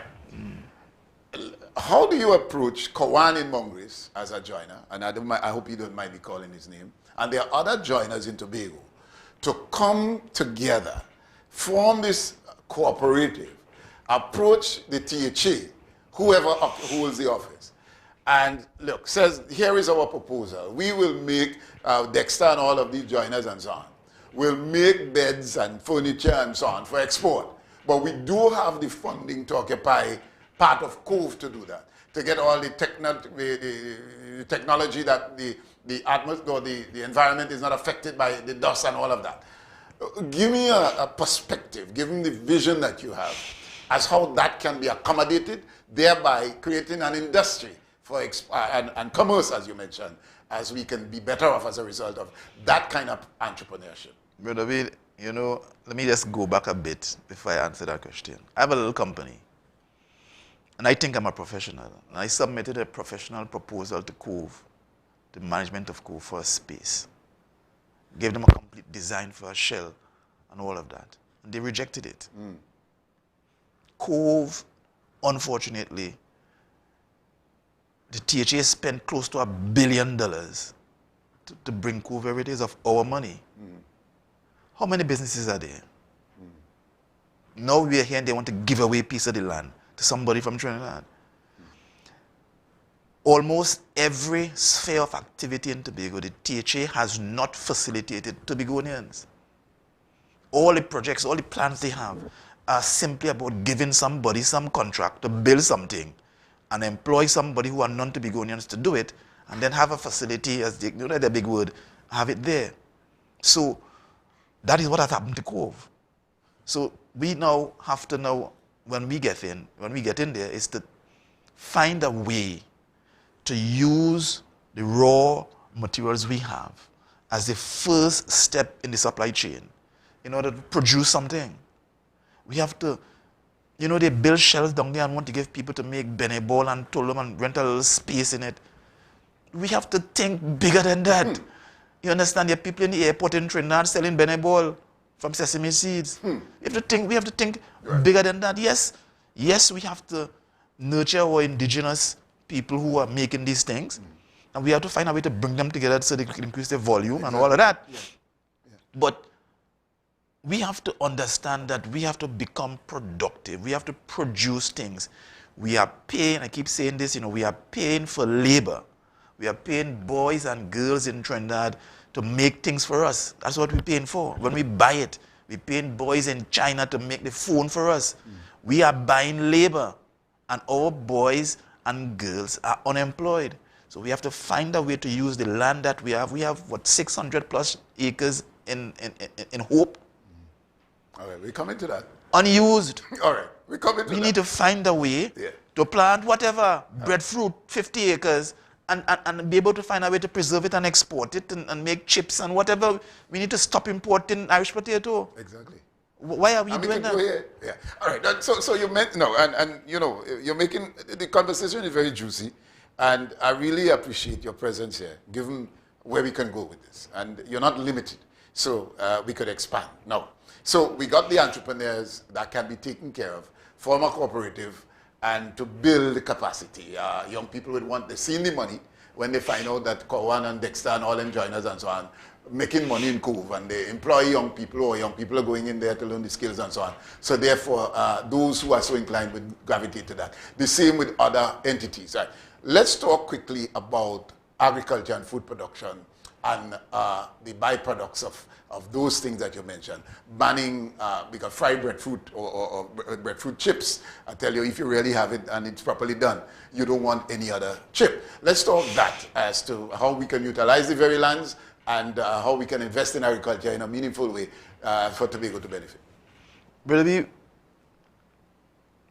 policy decision and policy statements are important, because it is from a policy statement of the government where entrepreneurs decide, hey, I can invest here. If the government says, for example, that Tobago must achieve food security in 4 years, and they say, listen, we expect, therefore, that we would increase production by 10,000 pounds per year.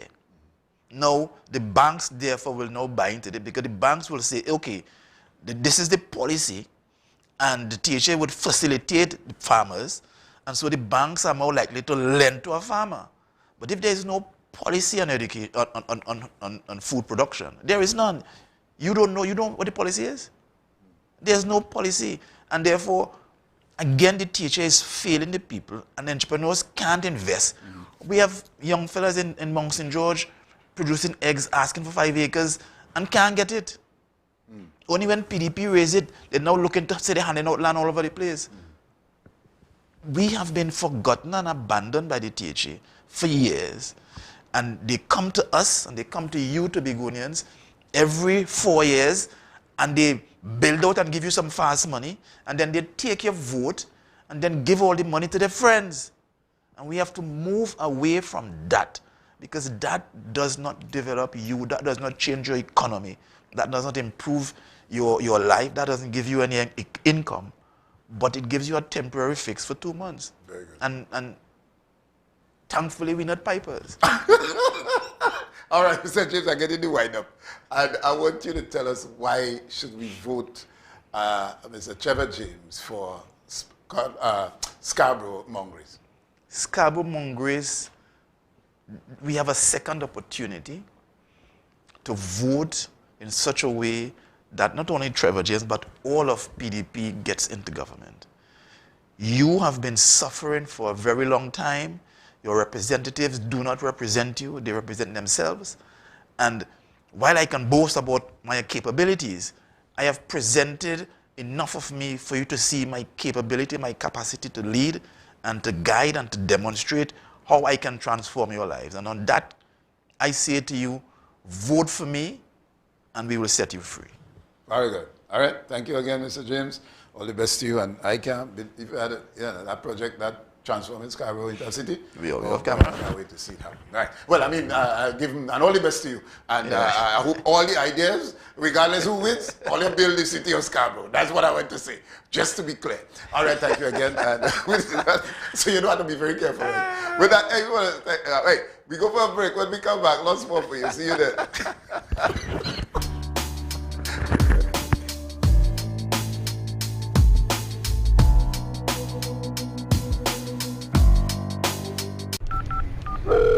Hello, Crime Stoppers? This is Crime Stoppers. Please share only your crime information. I want to report a crime, but I need to make sure it will not be traced back to me. Caller, I assure you, there's no record of this call other than the information you give us and the tip number I assign you for you to call back and check on your reward.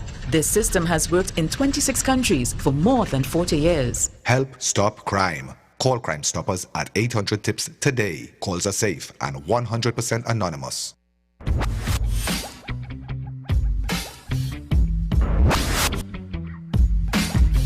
Tune in to Spot On.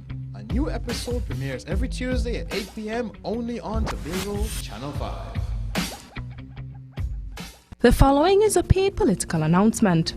So over the last 2 years alone, we have spent some $50 million to construct approximately 97 agriculture access roads that benefited 197 farmers across Tobago. But of course, the Goldsboro Estate, one of the most productive farming districts on the island, where you have 81 farmers operating, and I'm talking about even PDP farmers. We have ensured that the farmers in the Goldsboro district, all 81 of them, through the expenditure of some $15 million, we are establishing an irrigation system to take water from approximately 5 wells in that district and carry water to each of the 81 farmers in that location. And we are saying to them now that you have no excuse for not producing. But Goldsboro is not the only one, because across other estates, we are currently developing some 600 acres of land, and I will name them, because in Lamy Road in Argyle, we're going to develop 50 acres. In Richmond Estate, we're going to develop 200 acres. And when you come down lower down to Belmont Road, we're going to develop there approximately 100 acres. And of course, across in Indian Walk Estate in Moriah, we're going to develop 80 acres of land. And if you're down in the west, down at the Friendship Estate, we have 120 acres of that estate allocated for agricultural purposes. And I'm saying when you count all of it up, it's approximately 600 acres of land that this administration will fully develop. And when I say develop, I mean proper roads, water, electricity, and of course good soils. And a minimum of 2.5 acres of land will be given to approximately 300 farmers on this island to produce food, not only for Tobago people, but for Trinidad and Tobago people, and possibly the region. So when they want to tell you that nothing happening in agriculture, tell them they're talking foolishness. But in addition to all that I've just mentioned, we continue to provide even training opportunities for our farmers on the island. Because during this COVID period alone, again, I'm not going back to 21 years. During this COVID period alone, we provided training opportunities to over 200 farmers through our virtual training program, whether it be livestock training in the livestock area and even in the crops area, and even as it relates to managing their business effectively in the agriculture sector. December 6th, take no chance. Protect your future. Vote PNM. Great is the PNM. The proceeding was a paid political announcement. It's election time, and you get to determine the course of Tobago for the next 4 years. The power is in your hands, and the information you need is on Tobago Channel 5.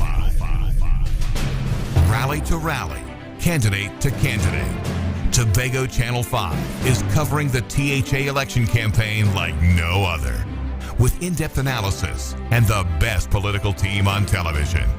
The THA election is on Tobago Channel 5, your THA election leader.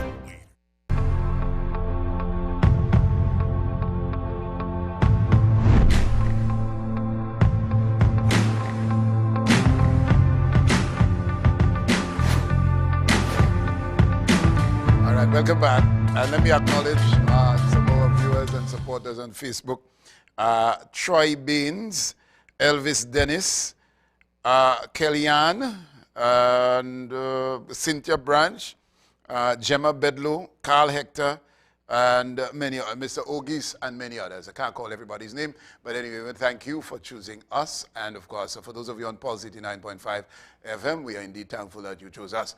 And for those of you who meet me, better we miss a cup of tea, oh gosh, boy, you know, and so on. But anyway, we'll be back eventually after the election, given that most of the time is, well, is bought out, as it were. And they say if you ain't had time bought out, you're not happening, right? So we really want to thank you all for your support and all your love, all right? So all of you. All right, but let me acknowledge the passing of Audrey Balfour in Mason Hall. And you see, this is the part of the program that people like, you know, that you touch base on the ordinary things and so on, right? Audrey Balfour would have been the scout leader in Mason Hall. She passed away due to COVID, and I was told by her son. And to the Balfour family and her family, condolences to you, ma'am, for your service as a scout leader in the community of Mason Hall and environments, and may your soul rest in peace. Also, I want to speak about that whole question of that shooting between two officers, right? And you have to ask, you know, this emotional roller coaster ride that we humans sometimes take on, and when it goes out of control, because in some cases the ego get in the way, the end result is death. So I just wanted to touch on that. Good morning and welcome. Caller? Brother B? Yes? I wonder which part of Lamy the agricultural land is. Which part of? I work for Richie for 38 years, all in Lamy. I know the whole of Lamy. Right now in Lamy, not get no land for agriculture, no land. Oh, Lamy Road that... Lamy right. Road, no land. Mr. Hilton Sandy give out all them land to people for build house. Right? He have no land in Lamy to do agriculture. Hilton Sandy give away all them land to people to build house. I know the whole of Lamy. Okay. Anyway, to work garden, you have to cross the river and going back to farm, school side, and you know how no set of land in that side. So what lie them people telling about how much acres of land in Lamy Road? Ask him which Lamy he talking about. All right, thank you. Lamy Road. That is when before you go into Roxborough, them Trinidad living inside there, yes. And Trinidad, good morning, darling. All right, so you're going inside there and you go around, and I drove on the road. I think yes, I wonder if it's paved and thing now, but anyway. We have another caller? Do we have another caller? All right, so we take your calls. As I mentioned, thank you guys. Yes, thank you guys. We're hearing the tone.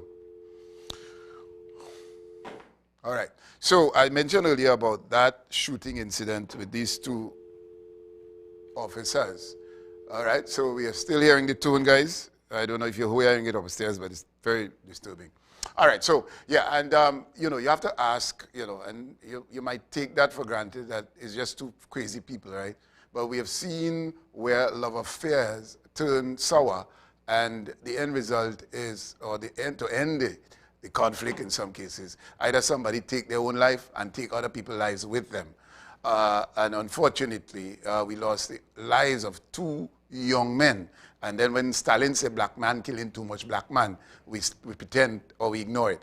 Let's take another call. Good morning, welcome. Hi, good morning, Mr. Brother B. Yes, my dear. Yes, I called last week, right, concerning my kids being put out of school.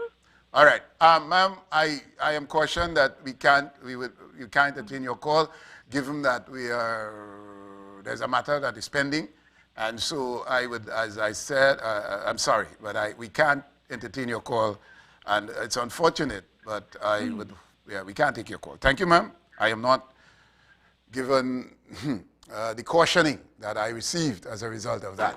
So it's unfortunate, and I really grieve with you. And every child is your child, and that's how we are to see our children. And until there's some problem happening with the lines there. Until we come to a place to understand that,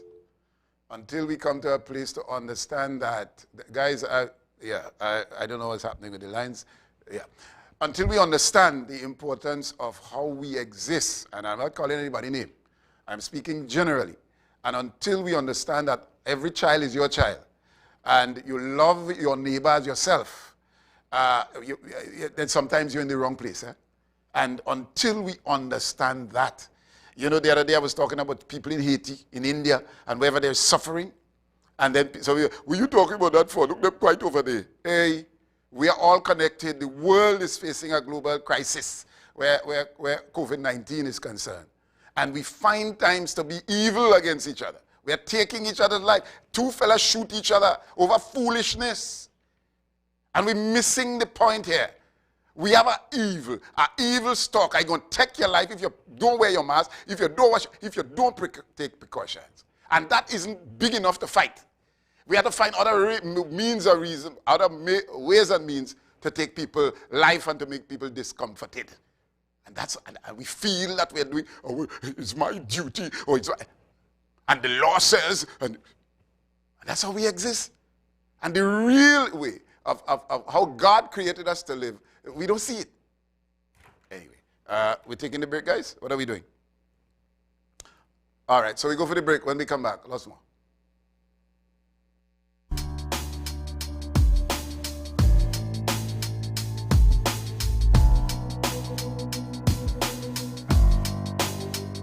It's election time, and you get to determine the course of Tobago for the next 4 years.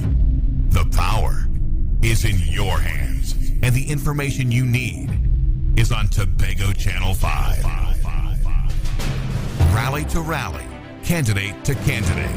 Tobago Channel 5 is covering the THA election campaign like no other, with in-depth analysis and the best political team on television. The THA election is on Tobago Channel 5, your THA election leader.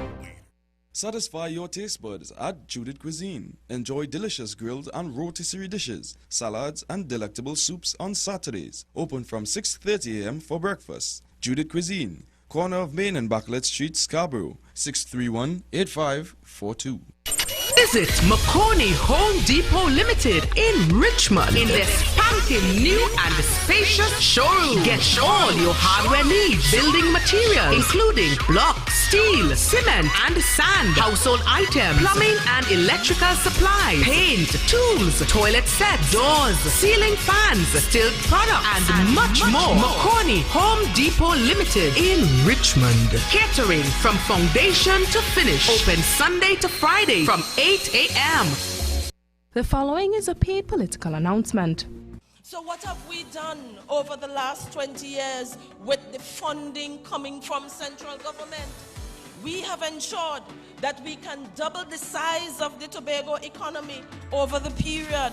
And so we have moved from 2001 to 2021, Tobago's GDP, which has increased from $900 million to approximately $1.7 billion today. PNM style. This is where we are at. And as I indicated, we have created over 10,000 jobs from the time that we came into office to now. And I'm reminded that those jobs are actually about 21,700 as it is in 2001. And as I said, a further 3,000 to be created, ladies and gentlemen. We have ensured that we work with you to reduce unemployment from 13% in 2001 to under 5% today. Again, that is full employment under the People's National Movement. So when they tell you we want change, change from what to what? Change from 7% unemployment back to 13% unemployment? Is that the change that you're looking for? Because as sure as night follows day, or day follows night, whichever you would want to take it, there will be mass retrenchment in Tobago because it has already been expressed by them. And so we constructed new fishing facilities. We have constructed health centers. We have constructed community centers. We have ensured that we have lights on almost every playing field in Tobago. We have ensured that we put aside and we allocate on a yearly basis over $10 million so that our people can be further educated, because we have been talking about human development going forward. It was under the People's National Movement that we would have constructed the lands for Charlottesville Link Road. It was under the People's National Movement and under the leadership of Claudia Groom-Duke that we would have constructed the Spring Garden Trace and Bypass, and also the Mason-Leicester Link Road. Under the People's National Movement, sometimes we forget. And so on this platform, we are going to remind you of the contributions that we have made. We have conducted refurbishment and resurfacing work throughout the island. We have built the Shaw Park Cultural Complex. We are now building an indoor sport complex.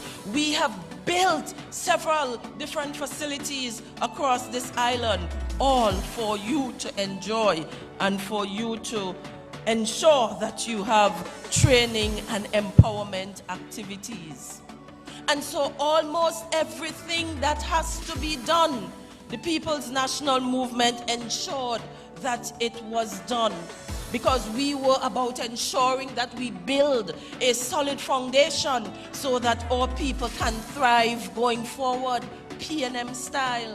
On December 6th, take no chance. Protect your future. Vote PNM. Great is the PNM.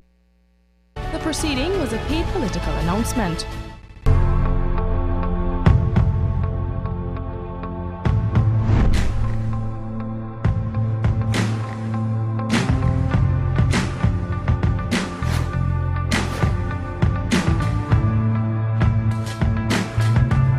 All right, welcome back. And of course, we have a few minutes before we get out of here. But again, Francis, Dale Francis, is he there? Francis is celebrating his 50th birthday, and today we're gonna get some non-alcoholic wine, given he's a pastor, and we're gonna celebrate. We're gonna toast you down in production there. Yeah, so given that he's my boss, yeah, he just boasts that, you know. I'd rather be boss in production and take this home. But anyway, we are going to celebrate your 50th birthday, and all month, all up until, when you turn 50, it's not just one day, partner. You understand? All right, so let's go for let's take this call. Good morning, welcome. Good morning. Good morning. I'm not hearing. Good morning. Eastern side of the island. Go ahead, sir. All right. Watson Duke is my area representative. Yes. And it used to be Hilton Sandy for at least 8 years, 8 consecutive years. Mm-hmm. But you know, we have received more goodies with Watson being the area rep. We got new fire station in Roxborough. We got new administrative building complex. We've got the mini hospital. And all those things were promised even when Hilton Sandy was the area representative. But we couldn't get it. So we have to keep Watson Duke in the area so we can get more. Because they are giving us all these things to get rid of Watson. Mm. Sandy was there for 8 years and we couldn't get these stuff. So it shows you clearly when you have them opposite, you have somebody to oppose, you can get things done. Okay. All right. Okay. Well, thank you. All right, and obviously election time, and when I have an opening to speak, I'll deal with the issues and then come down to this. We have to do a poll, right? And we'll eventually decide what day we're gonna do the poll, as to do the Channel 5 poll, and then you have the NACTA poll, but we could have our own poll and so on. So we'll have that. Let's take a call. Good morning, welcome. All right, we lost the caller, and there's so much happening in this space, obviously. I've said before that regardless of who wins the election, Tobago's issues has to be taken care of. And we can't be partisan, the place too small. And I hope that we come to that place where we embrace all the ideas. You see, the city of Scarborough, that needs to be accompanied and accommodated in whoever wins. Let's take a call. Good morning, welcome. Yeah, good morning, Brother B. Morning, sir.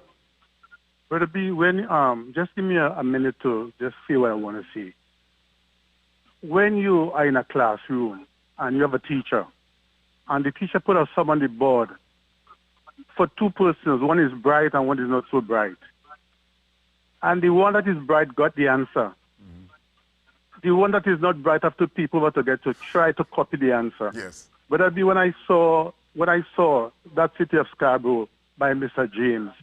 And yesterday I saw something from the PNM. I was shocked. I was really shocked, Brother B. Brother B, finally, Brother B. Yes. Brother B, on the night of the 6th of December, there might be a second coming of the Belmana War in Roxborough. With the excitement of PDP winning this election. Okay. I'm not sure the police will be able. I'm not sure police will be able to stop that. Yeah. All right. Stop that excitement. Excellent. Believe me, Excellent. Brother B. But let me be see. The second coming of a Belmana as well. All right. Thank you. All right. Well, yeah. But let me say that the two missional candidates, right, Mr. Hislop and Mr. Pollard, are liking their ideas. Now, at the foot of Gad Hill, you're seeing a poster with YT's vision for Misnol, the gas station and the fire station. Mr. Hislop also has a vision. And so, and there's the point I'm making. So at the end of the day, I would like to have these both two gentlemen maybe on the set at one time to have a little mini conversation. I don't want to say debate, right? Let's take a call. Good morning. Welcome. Good morning. Right. Good morning. Yeah, morning. Morning, sir. I just called in. I'm a long-time caller of the program. No, I've never been called the program, sorry. But this morning, a call concerning that lady, that Brother B just tell that he cannot do her issue on the radio over concerning the TV, the school thing. And I really find that Brother B should pick up that matter. You know why? Because he champion, he's a freedom of the press person. Okay. And I'm really, really upset about it. And I think Brother B should take this matter up for this lady. Okay. All right. Thank you. Let me. Yeah. All right. Let me answer you. Stay and listen. There's threatening legal issues with that matter. You hear me? There's a legal threat to the station with that matter. And so you hear me say after that every child is your child. That is me dealing with it. If we only accept that concept, then there will be no discrimination across the border when it comes to children. You notice God, I don't know if it's God, or maybe the science, that children are not necessarily getting COVID-19. So we have to check ourselves. And this is me dealing with that without getting into the legal ramification of the issue. So at all costs, we can't take the confusion. Right thing is not to make bacchanal when I come here. But at the end of the day, if we only understand that every child is your child, that would not be an issue. Full stop. All right, with that, we want to thank you for being part of Rise and Shine. And, of course, you'll take us up tomorrow as we do this all over again. All your love the neighbor as yourself. Embrace the urgency of today, for tomorrow is a mystery. Better be saying so long.